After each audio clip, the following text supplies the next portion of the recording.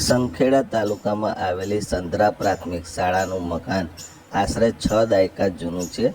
હાલમાં આ મકાન જર્જરિત બની રહ્યું છે અને તેને કારણે ગ્રામજનોમાં નવી પ્રાથમિક શાળાનું મકાન બનાવવા માટેની માંગ તેજ બની રહી છે. વધુમાં આ પ્રાથમિક શાળામાં માત્ર એક જ શિક્ષક છે અને તેને કારણે શિક્ષણ ઉપર પણ ગંભીર અસર થઈ રહી હોવાનો ગ્રામજનો આક્ષેપ કરી રહ્યા છે.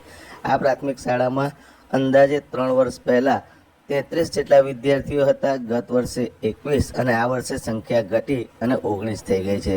શાળાનું મકાન અત્યંત જર્જરિત હોવાનું પણ ગ્રામજનો જણાવી રહ્યા છે અને તેથી જ ગ્રામજનો અત્રેની પ્રાથમિક શાળામાં એક શિક્ષક વધારે મુકાય અને પ્રાથમિક શાળાનું નવીન મકાન બને તે માટેની માંગ કરી રહ્યા છે. અને આ માંગણી 1-2 દિવસની નહીં પરંતુ ઘણા લાંબા સમયથી સ્થાનિકો આ માંગ કરી રહ્યા હોવા છતાં તંત્ર દ્વારા કોઈ જ કાર્યવાહી કરાતી ન હોવાને કારણે ગ્રામજનોમાં રોષની લાગણી ચરમસીમાએ પહોંચેલી છે.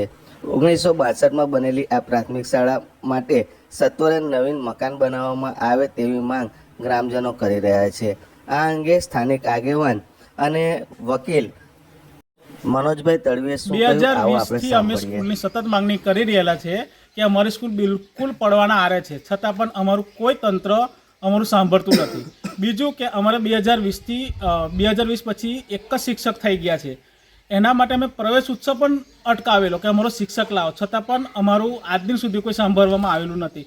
અમારા ગામના બાળકો ધીમા સ્કૂલની અંદર ઓછા થતા જાય છે, કેમ કે શિક્ષક નથી. અને એક બાજુ સ્કૂલની સ્થિતિ પણ ગમે ત્યારે પડે એવી પરિસ્થિતિમાં ઊભી છે. પહેલાં અમારે 33 બાળકો હતા, પછી 21 થયા અને અત્યારે 19 થઈ ગયા છે.